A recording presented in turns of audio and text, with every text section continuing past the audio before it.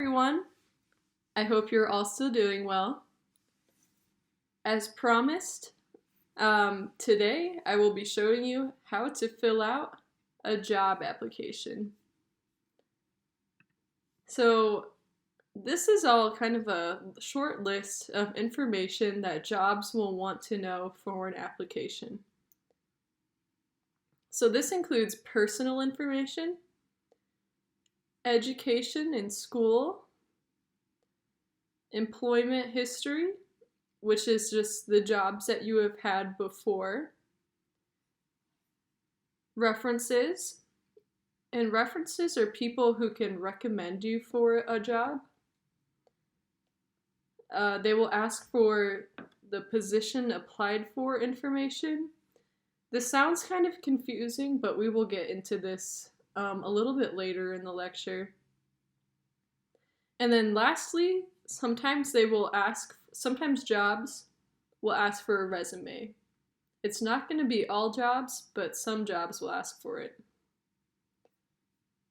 So you've probably all seen an application like this before. This is pretty standard for a lot of different jobs around here, but I've also found this form online so we can kind of all type it in together. Or not type it in, but I can just show you where things go. I don't think I can actually type on this document, but yes. All right, so the first part that they will ask you about is usually your personal information. So for personal information, employers will want to know your name, your address, city, state, and zip code. They'll want to know your phone number, your email address, and then they'll ask you about your eligibility to work in the US. And eligibility just means, are you able to work in the US? So sometimes they will ask you if you are a United States citizen, and sometimes they'll just ask you if you are eligible or able to work in the US. So if we see it on here, so last name, you write in here. First name, MI means middle initial. And then they'll ask for the date that you filled out the application. So if we look to today's April 29th, 2020. If I were filling this out right now. And then when they ask about your street address, they're going to ask, like, this is just where you live. If you live in an apartment or if you live in a duplex like me, they'll ask for like the unit number or the apartment number. Like I live in a duplex, I would write unit 2. Or if you live in like apartment 205, that's another example. And then city, you would write Lincoln, state, Nebraska, and then zip code is just that 5-digit code where you live. So they'll also ask for your phone number, your email, and then if we go down here, so we'll skip to this kind of stuff later, but sometimes job applications will ask for your social security number. That one, sometimes that will come up, sometimes that won't. But not as important right now. If you, so they'll sometimes ask, are you legally eligible to work in the US? So I'm assuming all of you would probably check yes. Legally eligible does not mean you have to be a citizen. It just means, are you legally able to work? And then sometimes they'll ask, have you ever worked for this company? So if you worked for that business before, you would say yes, but a lot of the times you're probably saying no. And then this last question, they'll sometimes ask, a lot of times they will ask, have you ever been convicted of a felony? So if we look at felony, so a felony is like, it's like a really bad crime. I'm assuming none of you have ever committed a felony before. You're all great people, but they do ask this question just to make sure that, um, just to make sure that they're hiring people who maybe haven't been committing crimes as much. um, so this next section is all about education. So they will ask about your education experience. So this includes any high school, college, and university that you went to school at. And this kind of is tied into like college degrees being like the degree that you get when you finish college, or a school diploma. So you normally, in the US at least, you get a high school diploma when you finish high school. And this could also include other certificates, like a GED, if you have gotten a GED while living in the United States. So they will also always ask for your graduation dates, or they'll even ask in some cases the years that you attended the school. So in that case, you normally just put just the year, or sometimes you'll put the month and year. And then sometimes they'll also ask about other training programs that you have finished, and these are for certain skills. For example, and I'll write it down really fast, like a CNA training program. So a CNA is a certified nursing assistant.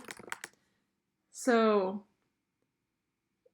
for a lot of people, if you'd like to become a CNA or a certified nursing assistant, then you would normally go through the CNA training program, and then you would be certified to do that kind of work. So if you were applying somewhere in the medical field, you might put down experience like this one. So if we move on here, so the education section, we see high school, so you'll just write the name of the high school here, the address of the high school. So from and to, you'll see this a lot, like you'll see like from space, and then you'll see to space. When you see this on a job application, they're usually asking about what years that you went to school here. So for example, I graduated high school in 2017, so I would write like 2000 from 2013 to 2017. Excuse me. And so they'll always ask, did you graduate? And then you can check yes or no. And then, so degree. So typically for high school, the type of degree that you're getting is just a high school diploma. So you can do the same thing here with, if you attended college, you can do the same thing here. You can write down the name of the college, the address, the years you went there, whether or not you graduated. And then for degree, like in college, they'll usually ask like, what did you study? So right now, like my majors at UNL are English and political science. So I would write that down right here. Or I'd write down a Bachelor of Arts. So, and then you see this other category. This could be anything like a training program, any like certification program like we saw here. It could also be if you attended like 2 colleges, like if you were to get like a master's degree, then you could write down where you got the master's degree, or you could write down what the name of the training program here is. But that's kind of just why they have this other column. Whoops. So the next thing I'm going to move down to is employment information and employment history.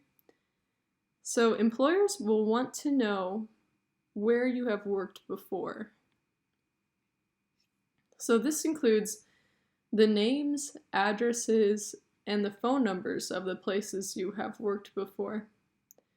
They also might ask for the name of your boss or supervisor or manager.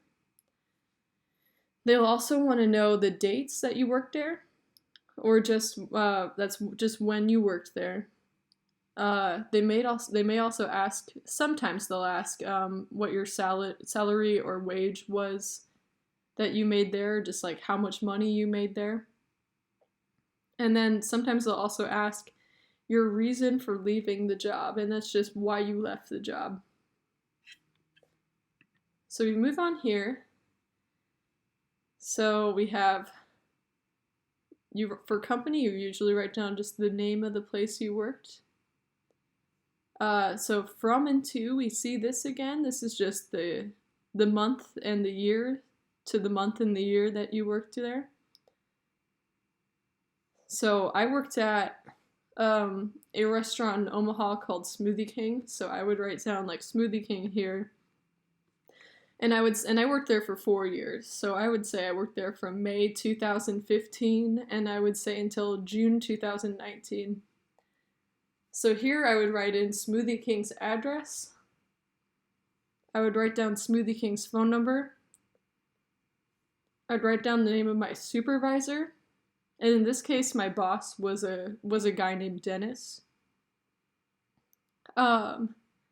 And then I would write about my responsibilities there. So at Smoothie King, that included making food, customer service, talking to customers, being a cashier. So that's what I would write down there. So they may also ask, may we contact? And if you had a good experience at your old job, you normally say yes, but if for some reason it was a bad experience, you might say no. But they usually always ask this to make sure that it's okay to reach out to this company. So a lot of times on job applications, they have multiple spots, so you can write down multiple jobs that you've had.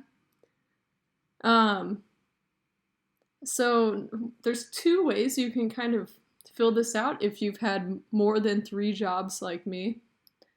You can either write down what your most recent jobs were. So like the 3 jobs that you've had that were the newest to you, or you could also write down the jobs that you liked the most, or the jobs that you think were the best jobs that you have had. So you could go either way with this. Typically, they do want to know what your most recent ones were, though. So if we move on to references, so references are the people that the company can reach out to ask questions about you. So references are people who will recommend you to a job. So some good ideas of people to ask for references. This could include current and past supervisors, bosses, and managers. It could be people you have worked with before. So coworkers, people from any sort of community organization or community group or religious group, maybe even a leader from one of those groups could be a good idea. Especially if you're very involved, or if you've done any volunteering for any of these groups before, that might be a good idea. And then lastly, if you need to, you can also reach out to teachers and tutors. So this chart I put down here, this is kind of a good little way to know who are good people to ask for references and who are bad people to ask for references. So when you're choosing references, it's okay to use your former boss, so your old boss, your old supervisor, so a former supervisor, a former coworker, so or someone you used to work with before, any sort of clients, then the clients are just people that you have like a professional business relationship with, and then teachers. And then here they say avoid these. So usually you do not ask these people, and this includes family, friends, your fiance or your husband or wife. Could also be don't ask like a boyfriend or a girlfriend. And then finally, don't ask someone that you don't know. Whoops. There we go. So if we move down here on the references tab, so they'll want to know the name of the person. When they ask for their relationship to you, they're asking how you knew them or why they are important to you. So if I were to use my boss from Smoothie King, his name is Dennis. So I would write his name here. And then his relationship to me would be that he's a former boss, so old boss. And then the company, I would write down Smoothie King, phone number. In this case, I would use like Smoothie King's phone number and address. However, I did note, I kind of went over this, so I did note that you may have to use a personal phone number in some cases, but you have to ask the reference if that is okay. I'm going to take a drink of water. So we'll get back to this in just a second. But these are just some things that they'll need to know about your reference, and I kind of went over this before.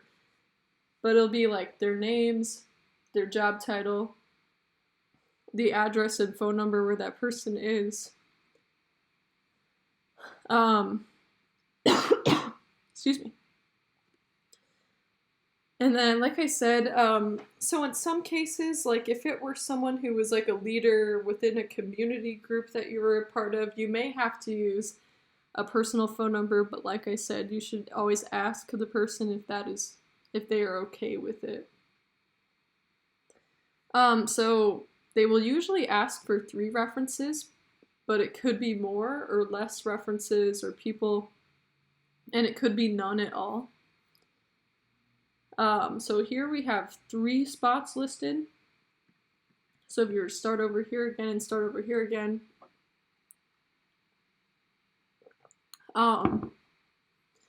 I've seen some job applications where they have no references needed, but I've also had a job application where I needed like 7 references, so, but usually 3 is pretty normal.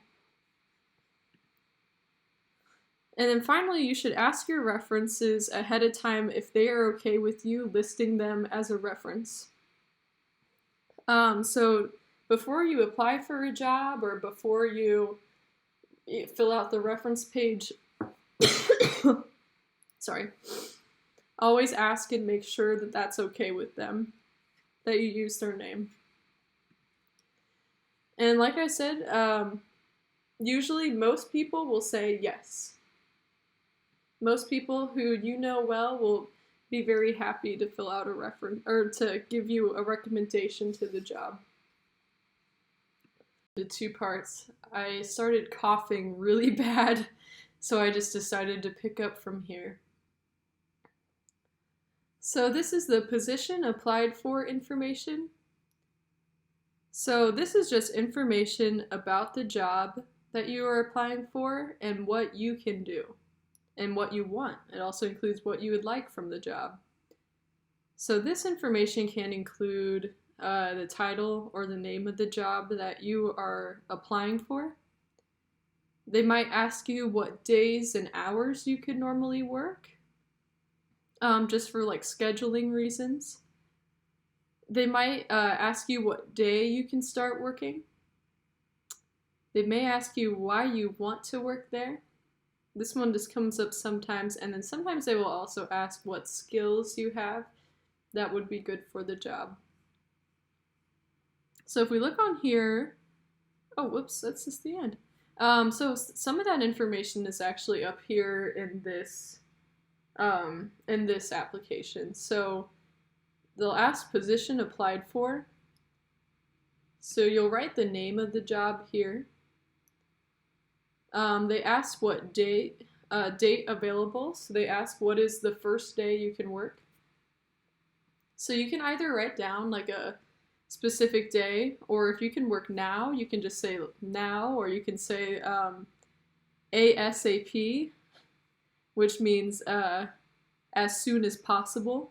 Um, Sometimes they'll also ask you, I didn't write this one in here, but sometimes they'll ask for your desired salary. So this is how much money you want to make at the job.